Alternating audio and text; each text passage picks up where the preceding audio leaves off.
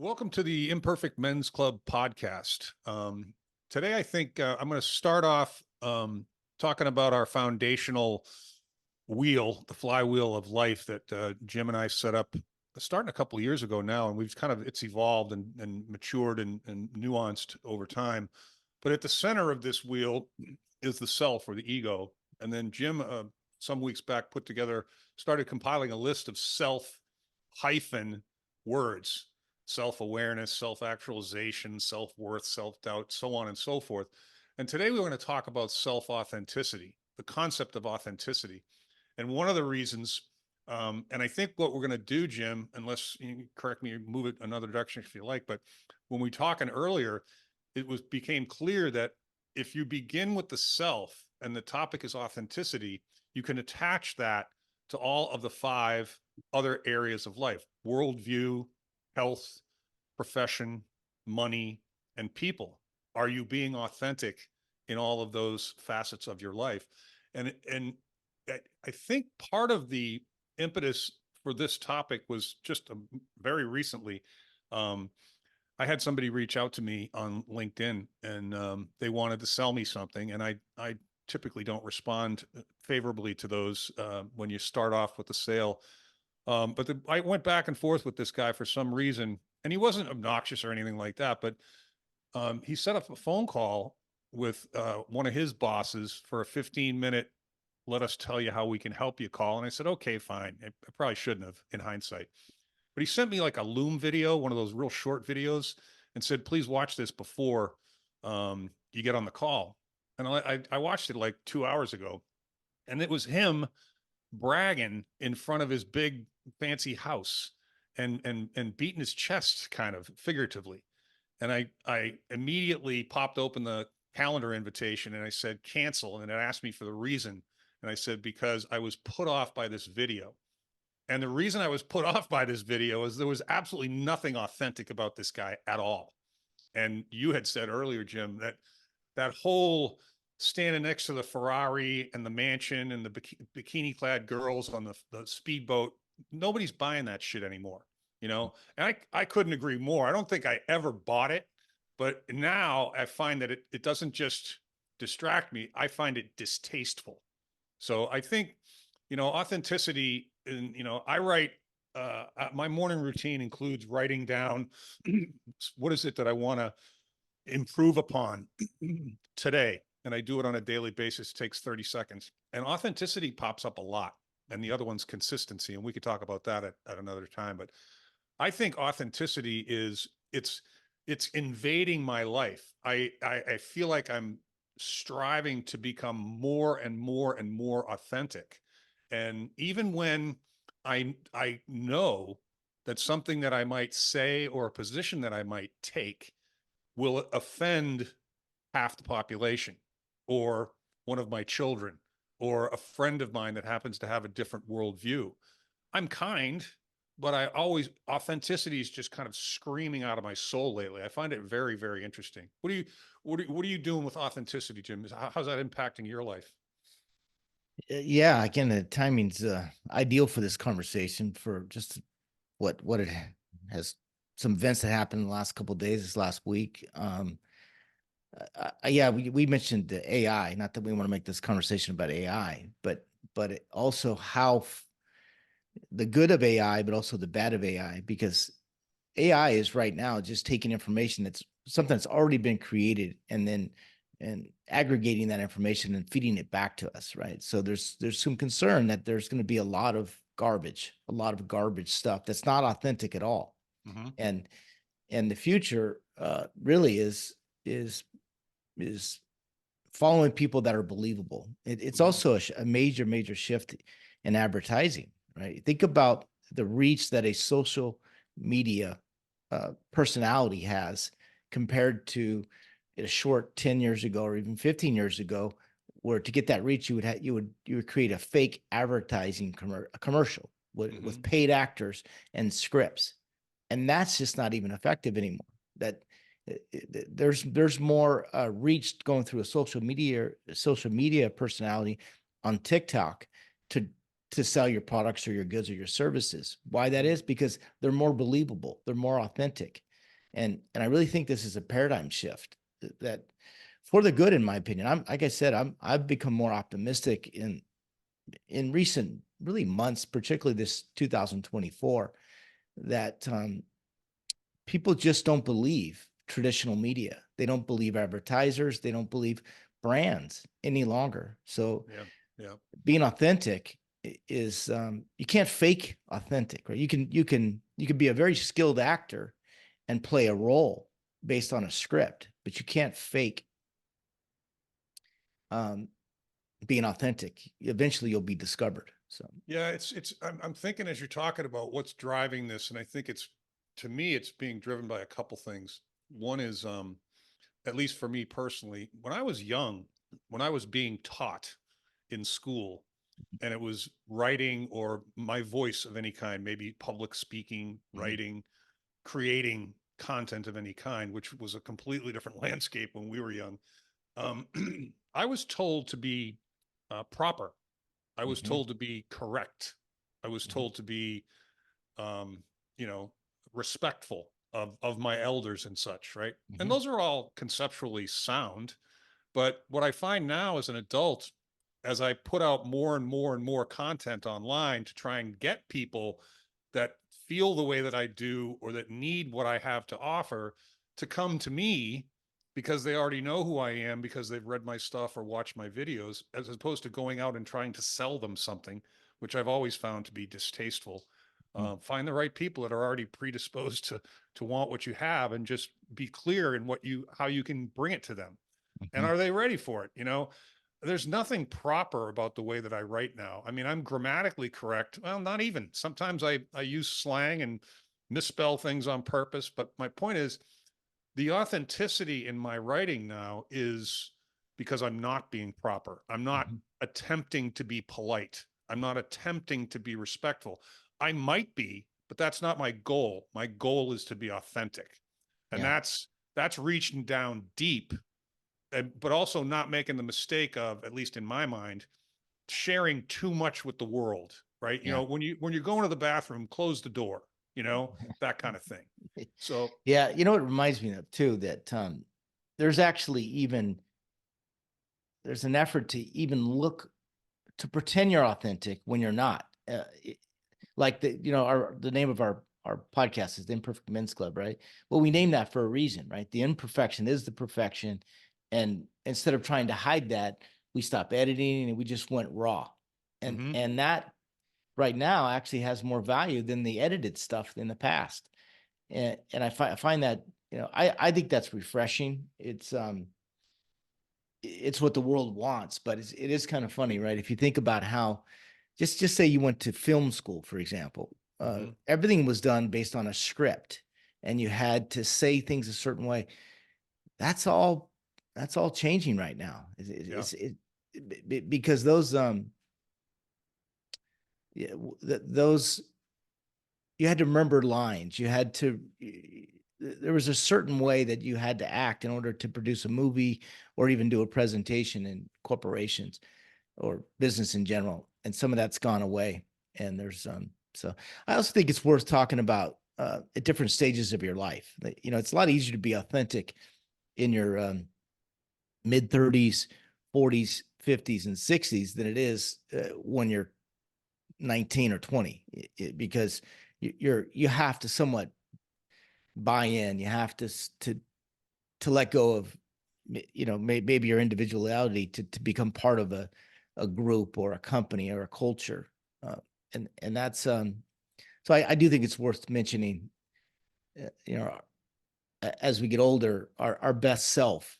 That's what we should do every day, is work on being our best self, and Mhm. then also know you're going to lose some people along the way, and there's And nothing that's wrong with that. okay. Yeah. And That's that's okay. I mean, okay. it's nothing Yeah. we talked about before this call, was that lightening the load, letting some things go, and that's being truly authentic. Is when you even let some friends go that probably weren't as good of friends as you thought. They were either keeping you around for reasons that weren't beneficial to you, or there's just not a fit. There's not a match, and there's nothing wrong with that. Yeah, I was talking to somebody the other day. I don't recall who it was, but in my sphere, the career space, Yeah. um, it was the notion that authenticity is, if I'm authentic, I'm out there. You can Yeah. see me, you can hear me. What if you don't like me? There's Yeah. a risk in being authentic. You kind of have to go, I don't give a shit if you like me or not, right? Without the intention of trying to get someone to not like you. Yeah. But if they don't like you, who cares? Who Hey, are Mark, they? let's have some fun with this. Let's, I'll bring up the wheel. Uh,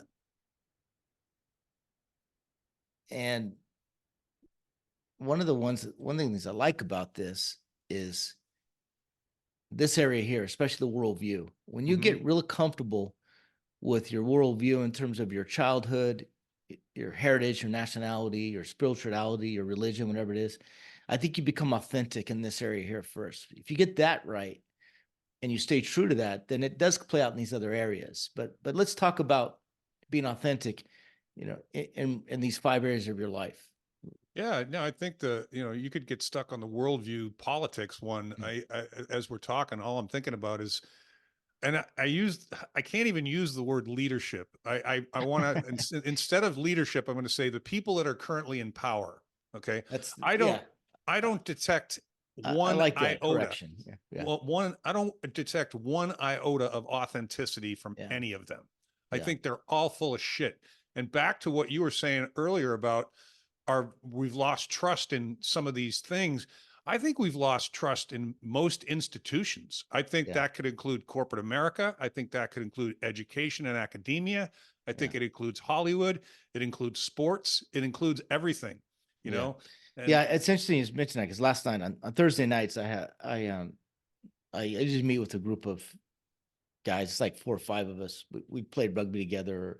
It's all related to rugby, but anyway, and it's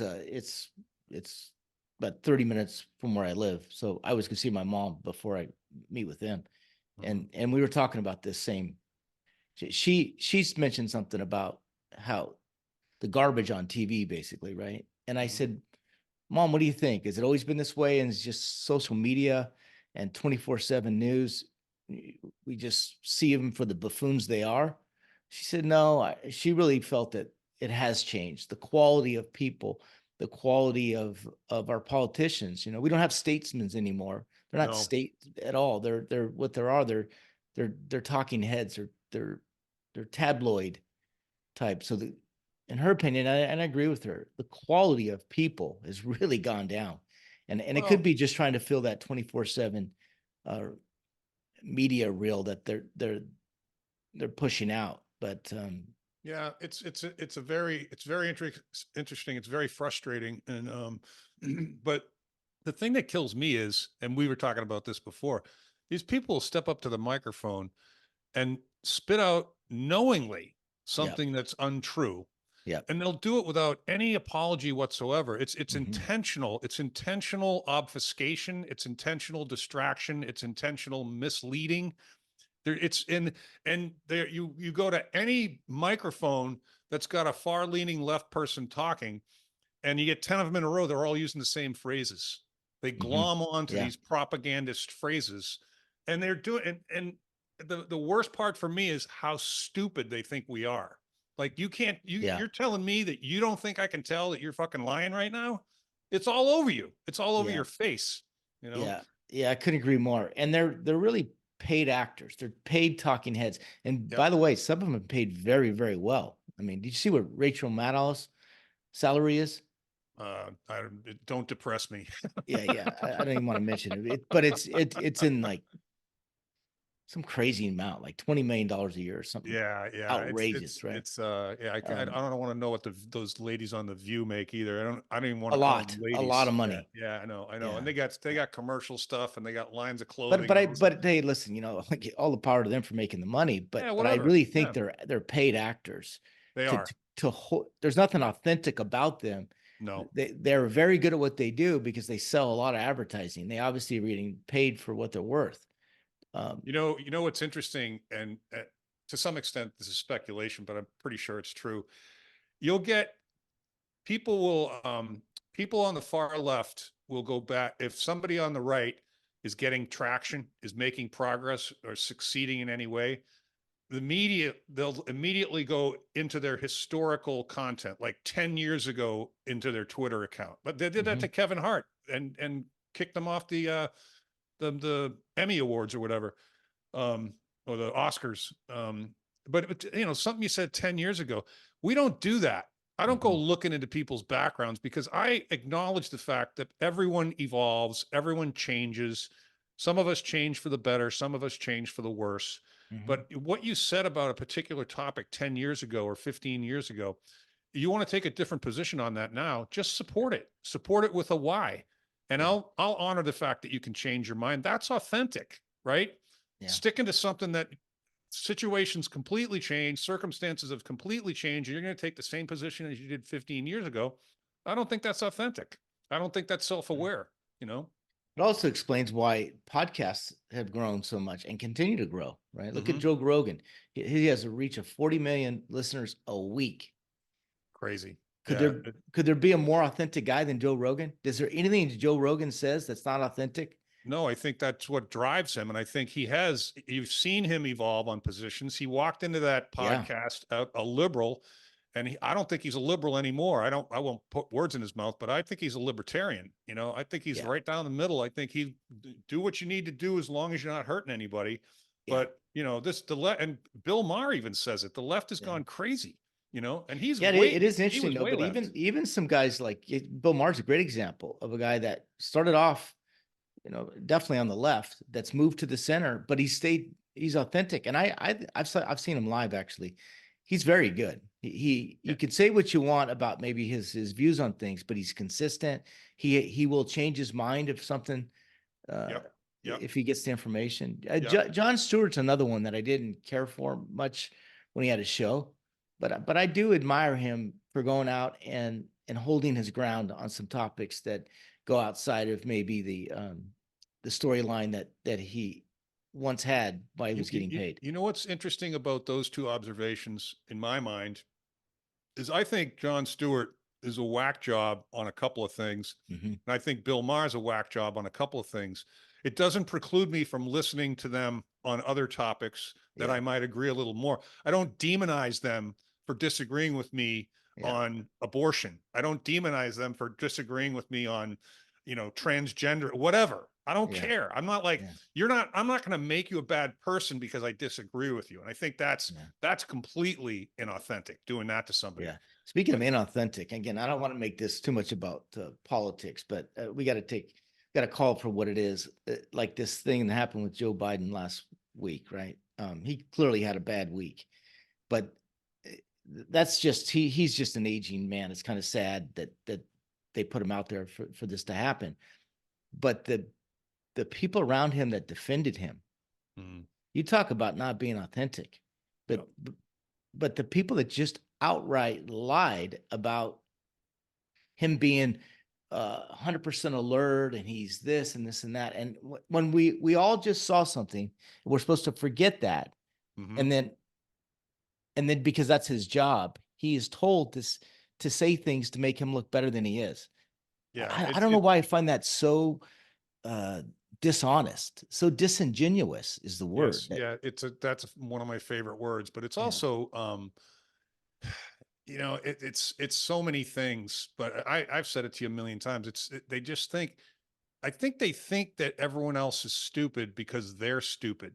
It's like I've said it before, people that lie, they think everyone lies, you know, and I think people like inauthentic like that, they get lost in themselves and they build up this story. And the story sometimes it eventually becomes bulletproof and they're in la la land. Well, it's a narrative. It's a narrative, like you said, that that they're either being told to maintain, so that it's not really what they believe. It's a narrative that they've been told. Kamala Harris is another one of those people that clearly was told to say something. She did it, and then as a result, she became the vice president.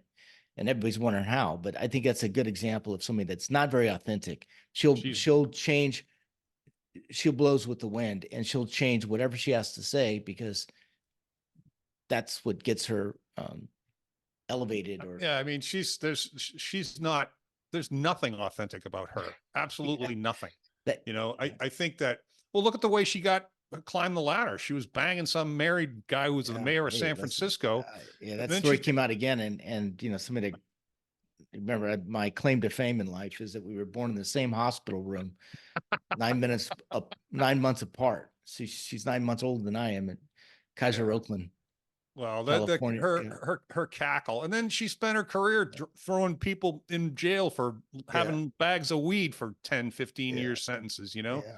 She's a But yes, complete hypocrite. when you think of somebody that's not authentic, you definitely think of Kamala Harris. Yeah, But she's yes, top I will validate, or I will confirm that she was effing Willie Brown while he was married, and that's how she got into politics. It's Yeah. a known, it's not even like maybe. It's clearly that's how she got into politics. And Well, Willie Brown, of course, the mayor of San Francisco, and yeah, that an guy's a excellent piece of work. politician, by the way, probably Yeah. one of the best we ever had. Yeah, he's a piece of work. That Yeah. guy. Well, you got the guy running California is the most inauthentic person in the world, Gavin Newsom, you know. Oh yeah, no, I'm not running for president because I'm all in on Joe Biden. I think he's doing a bang up job. Really? Yeah. That's Yeah. great. And Yeah. I heard the other day, and I think this was Rogan. He inherited from his father an empire worth $40 billion. You know what it's Who? worth now? Who Gavin are you talking Newsom. about? Gavin Newsom. Oh, I didn't know that. I didn't know that. Yeah, That's yeah. yeah. I'm assuming if Joe Rogan said it, it's true, but I suppose it could be. Well, But there's another guy that inherited a lot of money let that me lost it too, and that was Trump, believe it or not. yeah, he's been up and down. He He's like a has, but he's been accused of inheriting a ton of money from his father, and he blew it, and then he built it back up or whatever else. But it's yeah, no, I know the Gavin Newsom story pretty well. It actually goes back to his aunt, and his godmother, which is Barbara Boxer. Oh no, oh no, yeah, I'm sorry, Nancy Pelosi. Nancy Pelosi. It Yeah. Yeah, yeah, Yeah, that was no, his. I mean, it's to pull back in because isn't it so easy to get into politics, it's difficult to get back out once you get in Yeah, because let's bring it back to the circle, to well, the self. Yeah. well, I think that one of the things we were talking about from an authenticity standpoint is are we authentic with ourselves with regard to our health, our mental health and our physical health? And I gotta say, I'm relatively speaking to those that are around me where I have evidence of what others are doing.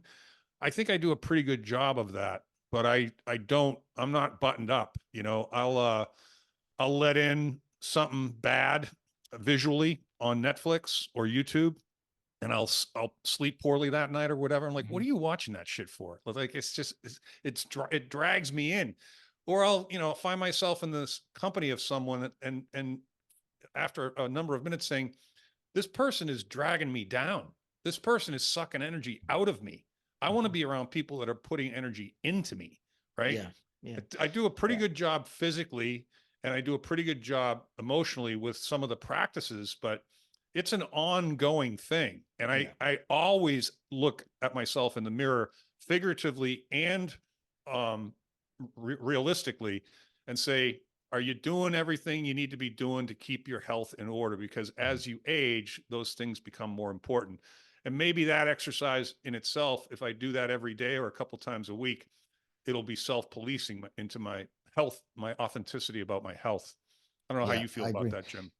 Well, what I realized, to be effective in anything, like our whole program or our whole framework is about your best self, and it starts with obviously being self-aware and being authentic, but also being believable. I think in this day and age, you have to be believable to be effective. Mm-hmm. In order to be believable, you have to have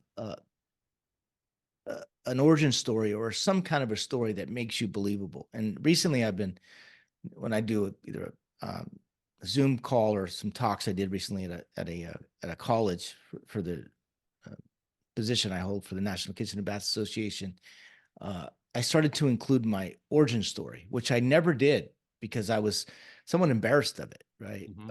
Of my origin story. I won't get into the deep part of it, but I'll talk about being a cabinet maker and then how I wanted to go from making cabinets to selling cabinets and share that journey. And then I'll also start to talk for the first time in recent years about being dyslexic and Hmm. how not that it was so difficult, but the strengths it gave me, but also somewhat of some embarrassment. But I'm letting people know kind of in advance when I didn't realize for so many years I was trying to hide that, and that wasn't that's not being authentic. And then just letting it go where it is. Like I'm okay with people judging me for it because it's who I am and I can't change it. And I think I've mentioned this before on the podcast about um, to be truly authentic, you have to just let it put it out there and know not everybody's going to like you for it, but they You know, never do it's anyway, right? yeah. It's well, one of my dad's sayings. I walk in a room with 10 people in it. Two people are going to love me, two people are going to hate me, and the other six don't even know I'm there. Yeah, And it's like it's so true. And I appreciate you bringing that up because I have been witness to your authenticity growth. yeah, I I think appreciate that. I sensed from the very get-go that you are an authentic guy. It Mm-hmm. wasn't something that you needed to prove, but you've come out of your shell to some extent, at least in my estimation, watching Yeah, you on video, listening to you talk. yeah, We laugh about when you mispronounce a word. We laugh, yeah, right? yeah, And you used to be, you didn't want to talk about a lot of things mhm. 3 years ago that we're talking about now. Yeah. And No, I'll I t- really appreciate it, and I'll again, take it. I I'll take a contribute that tiny. to you, and I appreciate you help me along, and we help each other through that journey. But yeah, yeah, there's times I don't say the right word, I don't pronounce it right, but it's not a lack of intelligence. It's just, hey, it's just like everything in life. You got to play the cards you were given. But like everything, also you make up for it in other areas. That turns out this dyslexic mind, can see things that other people can't see. It sees Yep. 3-dimensional. It sees photographs. It's there's all these other things, these benefits that you have. But if you never go out and understand what those are, you spend a lot of time trying to hide that to be like everybody else. Yeah. Yeah. I mean, I struggled for a little while talking about my mother's suicide, but I don't have any problem talking about it because it's not connected to me, you know? Yeah, My son, his struggle with addiction years ago. I mean, he's clean and sober now, blossoming, flourishing. yeah, So it's, I think sharing those things with people, helps them as yeah, well. It's like how many times have you been able to make someone say to themselves, "Oh, I'm not alone. He's going through this too," yeah. or this Well, is, I certainly have been. I've learned a lot from you, and even in recent weeks about your divorce, and well, you talked about it a little bit last week, but the context of it, what it put you through about yeah, not just losing a house, but losing your children, all those different things, and that's why I mentioned it before, but a bad day for the ego is a great day for the soul, right? yeah. No, And it's, and you it know, reminded me when you were sharing your story about your divorce and how it didn't just cost you a marriage, it cost you your business and a lot of other things, and yeah. and and you came out better on the other end, but that took a lot of work, right? That didn't come easy. Didn't come out quite as wealthy as I was prior to that, but everything else Well, you worked got out time. pretty well. Yeah, No, and one of your favorite phrases is, you can get bitter, or you can get better. yeah, And I've said it to you 100 times after you first mentioned that phrase to me. It's like, I can look back and forward and see the forks in the road. hmm, And I don't know why and maybe this is naive, but I yeah, don't know why. So I can blame the world and everyone else and all the other circumstances and be miserable for the rest of my life, hmm, or I can just continue to try and investigate where are the solutions, where are the options, hmm, how can I get better? How can I pursue happiness more? How hmm, can I pursue success more? How can I help more people? I don't understand the people that pit that bitter path. Do hmm. you? No, but it reminds me, the more we talk about being authentic, it also being believable and yeah, being believable, but also being trusted. I Hmm. think if you're authentic, you're trusted, and if you're trusted, then people will have a tendency to follow you um, in a really healthy way, right? They're not they don't have to. It's their choice, because they trust that what you're saying is truthful. You know, it's not that we're saying we have all the answers or right or wrong, but we're being very transparent and very authentic by um, laying it out the way we see it, Hey, I and told you. not over promising Yep. and under delivering. You know, I say that I remember saying that to my kids when they were starting their businesses, you know, because they were concerned about all the challenges and selling. They weren't really into selling. And I'd say, you know, really what I've discovered over the years is if you do what you say you're going to do, or don't say that you're going to do it, you'll be successful because that makes you unique, which is Mhm, kind of a double-edged sword. It's kind of that's sad, but mhm, oh, I can do that. You know, that's anybody could do that, right? And then the other thing that I used to tell my kids when they were hearing such dissonance from both of their parents, that we were literally, I would say 2 + 2 is 4, and she would say, no, it's 5. And mhm. they were in a state of confusion for so long. And I try and extract myself from the personal piece of that and say, look, I don't care if it's a coach, a friend, a teacher, a priest, a boss, your mother, your father, your grandfather. What you need to look for to protect yourself in life and to be happy and to be successful is when the intersection of what people say and what they do are the same. There's a lot of people out there that say one thing and they do another. That is a lack of authenticity. That is a lack of integrity. And Absolutely. it's a pretty simple lens to put on life. If you just looked at everybody like that, I think you'd be okay. Mhm.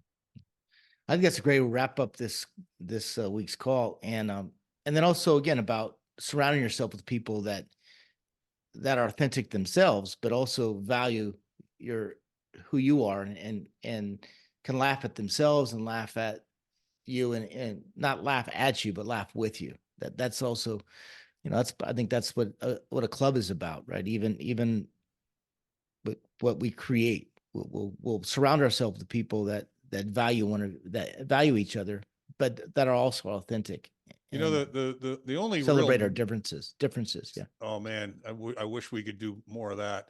The only metric that I can really bring to my own authenticity, I suppose, would be LinkedIn. What I'm finding is the more authentic I am, and that's pretty much the primary place I put my content, my videos, and my posts and my Mhm. articles. I've chosen that as my one social media because it's the least noisy, even though it's getting pretty noisy. Um, the people that are starting to follow me, the numbers are bigger and there are more people following me every day as I remain authentic and become more and more authentic. Mhm. And when I look into their backgrounds, I see their authenticity as well. And I think authentic people are attracted to authentic people, right? Yeah, I no think question. the people I'm pissing off are not authentic. Yeah, yeah, yeah.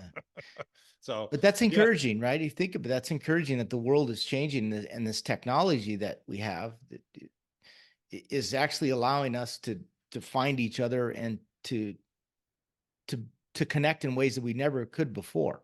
yeah, So yeah. Anybody can be a filmmaker now. Anybody can be an author now, and yeah, that's a good thing and potentially a bad thing. You know, yeah, unfortunately, what comes along with it is a lot of noise, yeah, and you got to cut through the noise to get to the authenticity.